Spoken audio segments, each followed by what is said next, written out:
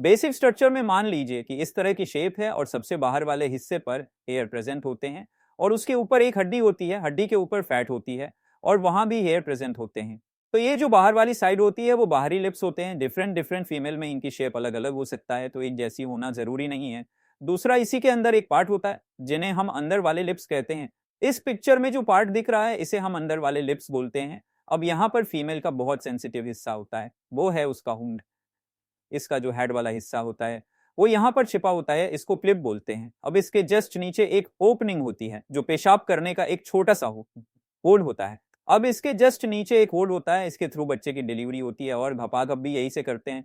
तो दोस्तों ये होती है योनि की एक बेसिक सी स्ट्रक्चर। अगर ये चीजें किसी भी फीमेल के अंदर हैं तो वो नॉर्मल है। ओके, अब बात कर लेते हैं जहां पर डाउट आता है। तो योनि जो है 5 तरीके की होती है। पहली, जो कि बहुत ज्यादातर लोग पसंद करते हैं, तो पहले शेप में क्या होता है, जो बाहर वाले लिप्स हैं वो अंदर के हिस्सों को पूरी तरह कवर रखते हैं। इसको बारबी शेप नाम दिया गया। इसमें अंदर वाले लिप्स बाहर दिखाई नहीं देते, पूरे तरीके से कवर होते हैं, तो इसको हम बारबी शेप कहते हैं। नेक्स्ट जो है कुछ कुछ इसी के जैसी होती है, लेकिन इसमें बाहर वाले लिप्स थोड़े लटके हुए होते हैं, थोड़े थोड़े फूले हुए होते हैं और इसमें भी अंदर का हिस्सा दिखाई नहीं देता, तो इस बनावट को पफ्स कहते हैं। तो सेकेंड हो गई पफ्स। नेक्स्ट शेप का नाम है कर्टेन। कर्टेन यानी पर्दे।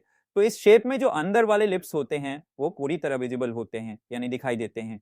इसमें बाहर वाली लिप्स अंदर वाली लिप्स को पूरी तरह कवर नहीं कर पाते और अंदर वाले लिप्स बाहर कर्टेन की तरह निकले हुए होते हैं, तो इसको बोलते हैं कर्टेन शेप। ये भी नॉर्मल है। ओके, अब इसी तरीके से एक होती है ट्यूलिप। ट्यूलिप क्या है? एक फ्लावर है। अब इसे ऐसे समझिए कि एक फूल है, उसमें से एक कली निकली हुई है। ठीक इसी प्रकार अंदर वाले लिप्स जो हैं बाहर वाले लिप्स में थोड़े से दिखते हैं, तो ये होती है। अब जो लास्ट वन है वो है हॉर्स शू शेप। इसका मतलब ये है कि जो हॉर्स का नाल होता है, ठीक इसी तरह का इसका शेप होता है। इसमें इनर लिप्स थोड़े से दिखाई देते हैं और बाहरी लिप्स थोड़े से खुले हुए लगते हैं, जैसे कि हॉर्स का शू होता है उसी की तरह इसका शेप होता है और इसी वजह से इसका नाम ये दिया गया है।